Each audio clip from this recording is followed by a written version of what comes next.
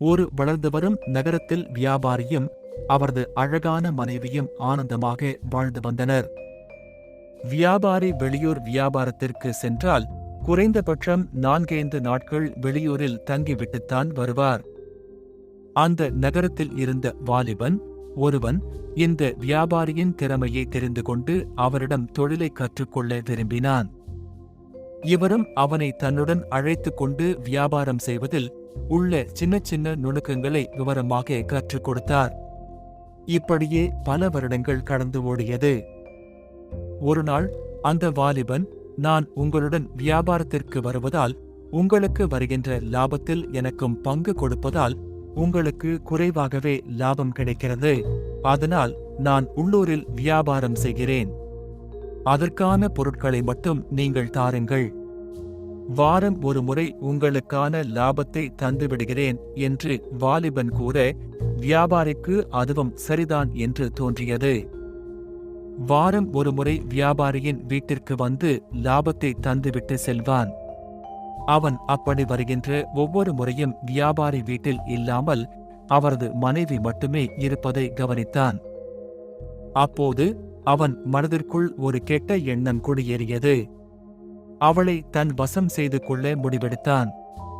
வாரம் ஒரு முறை சென்றவன் தினமும் வீட்டிற்கு சென்றான்.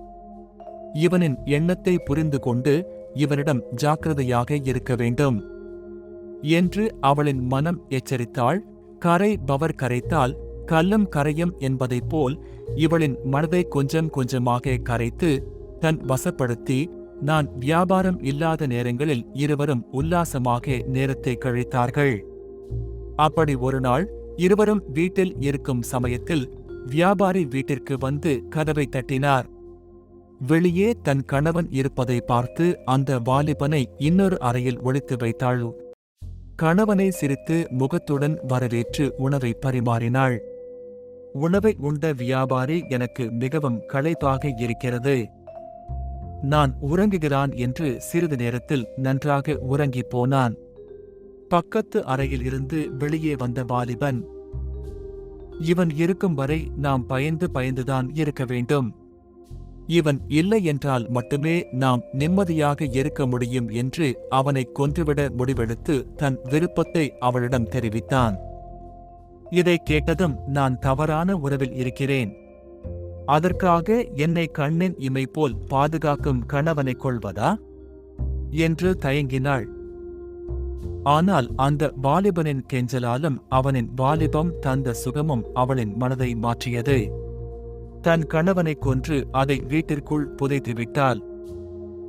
அந்த வாலிபன் இவளிடம், நாம் இங்கு தங்கி குடும்பம் நடத்த முடியாது, அருகில் வேறொரு நகரத்திற்கு செல்வோம், அதற்கு முன் அங்கு தங்குவதற்கான ஏற்பாடுகளை செய்துவிட்டு வருகிறேன் என்று அவளிடம் இருந்த நகைகளையும் பணத்தையும் பெற்றுக்கொண்டு கிளம்பினான். அன்று இரவு வரை அவனின் வருகைக்காக எதிர்பார்த்தாள். ஆனால் அவன் வரவில்லை. இப்படியே நாட்கள் கடந்து 2 மாதங்கள் முடிந்துவிட்டது. தான் ஏமாற்றப்பட்டதை கொஞ்சம் கொஞ்சமாக உணர ஆரம்பித்தாள். அற்ப உடல் சுகத்திற்காக ஆசைப்பட்டு என்னை உயிராக நினைத்த என் கணவனின் உயிரை எடுத்துவிட்டேனே, இந்த பாவம் நான் எத்தனை ஜென்மங்கள் எடுத்தாலும் தீராது என்று கண்ணீர் விட்டு அழுதார்.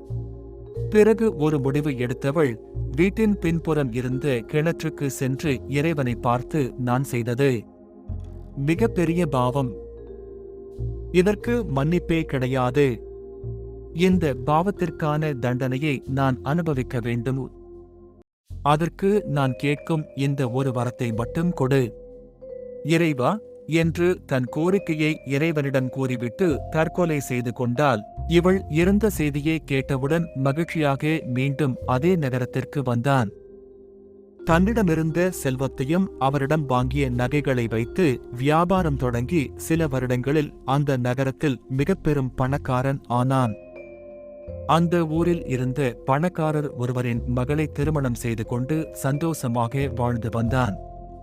அவர்களின் சந்தோஷத்திற்கு பரிசாக ஒரு ஆண் குழந்தை பிறந்தது. அவனை நல்ல முறையில் வளர்த்து திருமண வயது வந்தவுடன் தன் சொந்த தங்கையின் மகளை தன் மகனுக்கு திருமணம் செய்து வைத்தான்.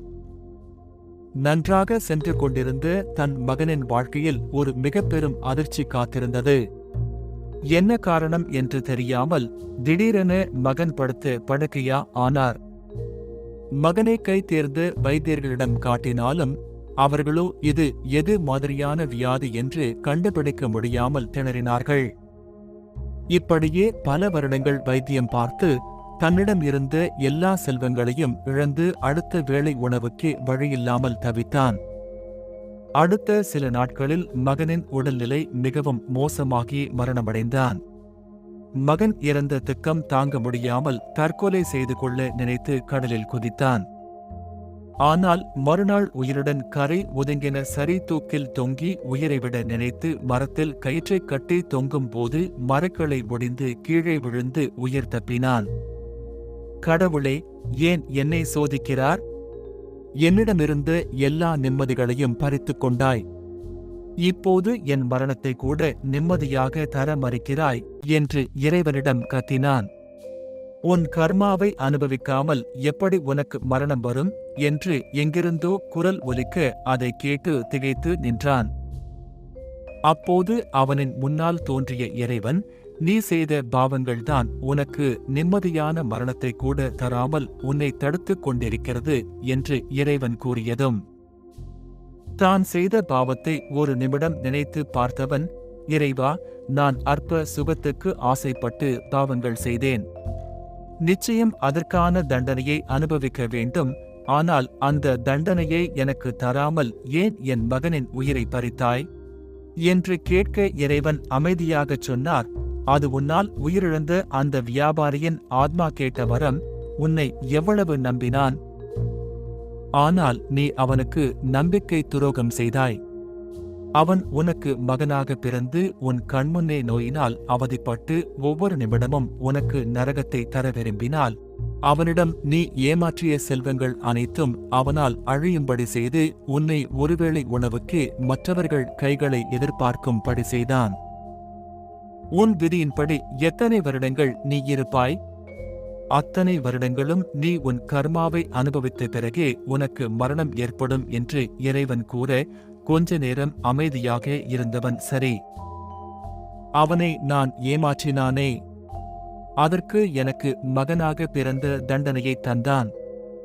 ஆனால் எந்த பாவமும் அறியாத என் தங்கை மகளின் வாழ்க்கை நாசமானது.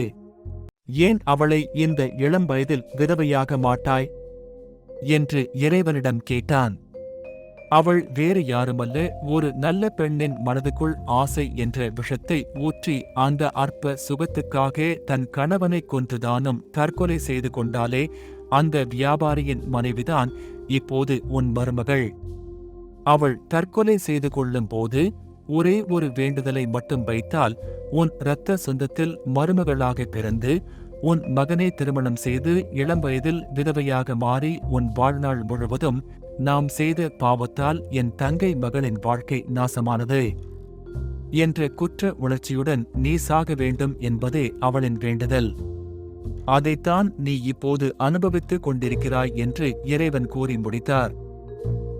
என்னுடைய அற்ப சுகத்திற்காக என் மகனையும் இழந்து மருமகளின் எதிர்காலத்தையும் பறித்து விட்டேனே. ஒருவனின் பொன் பொருளை பறித்துக் கொண்டால் அந்த பாவம் உங்களை மட்டுமே சேரும். ஆனால் ஒரு பெண்ணின் மனதை கெடுத்து அவளுக்கு துரோகம் செய்தால் அந்த பெண்ணின் பாவம் உங்களின் 7 ஜென்மத்துக்கும் உங்களையும் உங்கள் சந்ததிகளையும் பின்தொடர்ந்து வரும். சும்மாவா சொன்னார்கள்? பெண் பாவம் பொல்லாதது என்று